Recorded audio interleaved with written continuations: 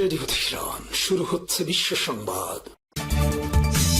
বাংলাদেশের সর্বশেষ গুরুত্বপূর্ণ আপডেট সংবাদে আপনাকে স্বাগত। শুরুতেই সংবাদ শিরোনাম, পরে বিস্তারিত। প্রথমেই জানাবো, খাগড়াছড়িতে দুই পক্ষের মধ্যে ব্যাপক গোলাগুলি, নিহত ৩। খাগড়াছড়ি পানছড়ি উপজেলায় আঞ্চলিক সংগঠন ইউপিডিএফ এবং জেএসএস সন্ত্রাসী গোষ্ঠীর মধ্যে তীব্র গোলাগুলিতে ৩ জন নিহত হওয়ার খবর পাওয়া গেছে।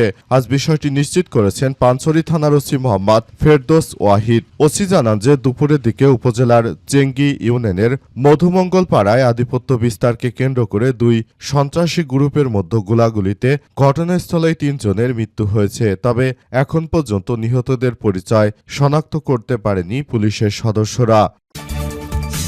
এদিকে ১২ সপ্তাহের মধ্যে দেশের প্রতিটি উপজেলায় নাকি ফ্যামিলি কার্ড দেয়া হবে বললেন সমাজ কল্যাণমন্ত্রী।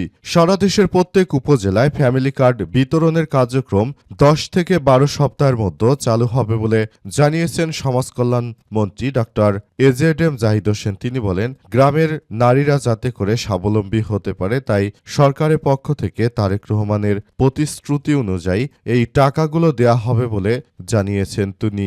যদিও মাত্র ৪ মাসে বিএনপি ক্ষমতা আসার পর বেসরকারি ব্যাংকিং খাত থেকে লোন নিয়েছে ৫৪,০০০ কোটি টাকা। এত বিপুল পরিমাণ টাকা সরকার লোন নেয়াতে দেশের অর্থনীতি এখন টালমাটাল, অবস্থা খারাপ। এরপর জানাবো, গ্যাসের দাবিতে রাজধানী ধামরায় ঢাকা আরিচা মহাসড়ক অবরোধ। আবারও বিএনপি সরকার ক্ষমতায় দেশ জুড়ে তারা সাধারণ মানুষের প্রয়োজনীয় জিনিসপত্র দিতে পারছে না। এবার গ্যাসের দাবিতে ঢাকা আরিচা মহাসড়ক অবরোধ করেছে এলাকাবাসীরা। এই ঘটনায় প্রায় ৩ থেকে ৪ ঘণ্টায় ঢাকা আরিচা মহাসড়ক অবরোধ করে রাখে এলাকাবাসী। এরপর প্রশাসনের সদস্যরা তাদেরকে গ্যাস দেওয়ার প্রতিশ্রুতি দিলে তারা অবরোধ তুলে নেয়। মূলত বিএনপি ক্ষমতা আসার পর থেকেই এই সব এলাকাগুলোতে গ্যাস দিতে ব্যর্থ হচ্ছে। জানাবো, শনিবারের মধ্যে সব ক্লিনিকে লেবার রুম স্থাপন না করলে লাইসেন্স বাতিল বললেন স্বাস্থ্যমন্ত্রী। দেশের সব বেসরকারি ক্লিনিক ও হাসপাতালে নরমাল ডেলিভারির জন্য বাধ্যতামূলকভাবে লেবার রুম স্থাপনের নির্দেশনায় স্বাস্থ্য পরিবার পরিকল্পনা মন্ত্রী সরদার মোহাম্মদ সাখাওয়াত হোসেন জানিয়েছেন যে যদি বাংলাদেশ মিড ওয়াইফারি সোসাইটি আয়োজিত এক অনুষ্ঠানে প্রধান অতিথির বক্তৃতায় তিনি এই নির্দেশনা দিয়েছেন। তিনি বলেন, যদি আলাদা সব ক্লিনিকে লেবার রুম না থাকে তাহলে লাইসেন্স বাতিল করে দেয়া হবে। প্রথমে যারা গর্ভবতী আছে তাদের নরমাল ডেলিভারি করানোর চেষ্টা করতে হবে। তারপর নরমাল ডেলিভারি যদি না হয় সেক্ষেত্রে সিজার করতে হবে। এবং সর্বশেষ জানাবো, টানা বৃষ্টিতে বিপর্যস্ত ভারতের মুম্বাই, রেড অ্যালার্ট জারি। টানা ভারী বৃষ্টিপাতে বিপর্যস্ত হয়ে পড়েছে ভারতের বাণিজ্যিক রাজধানী মুম্বাই শহর। ২৪ ঘণ্টায় শহরের কয়েকটি এলাকায় ৩০০ মিলিমিটারের বেশি বৃষ্টিপাত রেকর্ড করেছে এবং আবহাওয়া পরিস্থিতি নিয়ন্ত্রণ করা হচ্ছে। প্রিয় দর্শক, এতক্ষণ শুনছিলেন সংবাদ শিরোনাম, এবারে বিস্তারিত। তবে তার আগে বন্ধুরা অনুরোধ থাকবে, এই সংবাদটিতে একটি লাইক দিন। এই চ্যানেলে আপনি নতুন হয়ে থাকলে আমাদের সংবাদটি দেখতে দেখতে চ্যানেলটি সাবস্ক্রাইব করে রাখুন। কমেন্ট করে বন্ধুরা আপনার মূল্যবান মতামত জানিয়ে দিন আপনি বিশ্বের কোন দেশ থেকে বা বাংলাদেশের কোন স্থান থেকে আমাদের সংবাদটি দেখছেন এবং শুনছেন। আর বন্ধুরা, সংবাদটি আপনার সোশ্যাল মিডিয়া ফেসবুকে শেয়ার করে বন্ধুদেরও দেখার সুযোগ করে দিন। গাজা যুদ্ধে আপনি যদি নিরীহ ফিলিস্তিনিদের ভালোবেসে থাকেন বন্ধুরা, কমেন্টে ইয়েস লিখে পুরো বিশ্ববাসীকে আমাদের এই তাজা আপডেট দেখার সুযোগ করে দিন। এবারে বিস্তারিত। শনিবারের মতো সব ক্লিনিকে লেবার রুম স্থাপন না করলে লাইসেন্স বাতিল বললেন স্বাস্থ্যমন্ত্রী। নরমাল ডেলিভারির জন্য প্রতিটি ক্লিনিকে এখন থেকে আলাদা করে লেবার রুম রাখার জন্য নির্দেশনা দিয়েছেন স্বাস্থ্যমন্ত্রী। তিনি জানান যে যদি লেবার রুম না রাখা হয় তাহলে আসলে ওই সমস্ত ক্লিনিকগুলো লাইসেন্স বাতিল করে দেয়া হবে। কারণ এই সমস্ত হসপিটালগুলো শুধুমাত্র তাদের পকেট ভরার জন্য জনগণকে এটা ওটা বুঝিয়ে তারা সাধারণ মানুষদের সিজার করে তারপর এই খাত থেকে তারা বিপুল পরিমাণ টাকা আয় করে থাকে। সুতরাং বিষয়গুলো সরকার খুব গুরুত্ব সহকারে দেখছে। যদি এই লাইসেন্সের ব্যাপারগুলো যথাযথভাবে না করা হয় তাহলে আর কোনো হসপিটালই তারা সিজার করতে পারবে না। ডাক্তারেরা তারা মূলত বিষয়গুলো কখনোই গুরুত্ব দেয় না, এটি অবশ্যই দেখতে হবে। এটি সবার জন্য অত্যন্ত বাধ্যতামূলক একটি ঘটনা হিসেবে বর্তমান সরকার নরমাল ডেলিভারি করানোর ক্ষেত্রে সরকার সর্বাত্মক চেষ্টা করাচ্ছে। এজন্য আলাদা এসব ক্লিনিকে লেবার রুম রাখা বাধ্যতামূলক। কিন্তু বর্তমান সময়ে বিভিন্ন হসপিটালগুলোতে দেখা যাচ্ছে যে সেখানে মূলত নরমাল ডেলিভারির কোনো ব্যবস্থাই রাখা নেই। সেখানে হসপিটালে যাওয়ার সঙ্গে তারা সঙ্গে সঙ্গে সিজার করে ফেলে, অর্থাৎ টাকা কামানোর ধান্দাই হচ্ছে বর্তমানে সব ক্লিনিকের মালিকদের প্রধান উদ্দেশ্য। তাই বিষয়গুলো খুবই সিরিয়াসভাবে দেখতে শুরু করেছেন স্বাস্থ্যমন্ত্রী।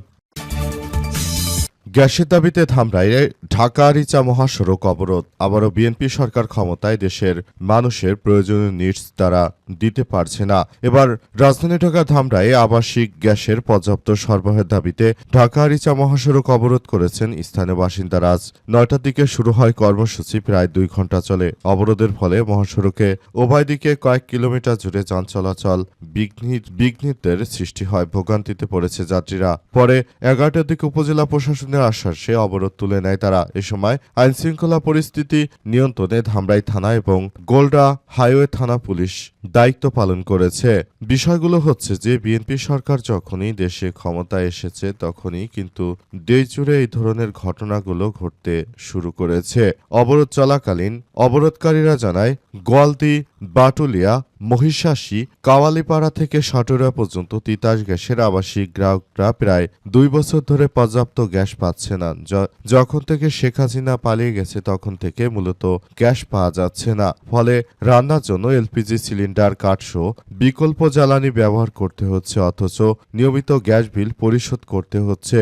গ্রাহকদের এই চাহিদার কথা মাথায় রেখে সরকার যদি যথাযথভাবে দায়িত্ব পালন করতে না পারে তাহলে এই সরকারের বিরুদ্ধে তাই তারা মাঠে নামতে বাধ্য হয়েছে বলে নিশ্চিত করেছে তারা আরও জানায় যে এজন্যই মূলত আমরা মাঠে নেমেছি এবং আমরা বিষয়গুলো নিয়ে খুবই গুরুত্ব সহকারে কার্যক্রম চালিয়ে যাচ্ছি, যাতে করে এই ধরনের কোনো ঘটনা কেউ আর জন্ম দিতে না পারে এবং দেশ নিয়ে কেউ যেন ষড়যন্ত্র করতে না পারে সেটি মাথায় রাখতে হবে।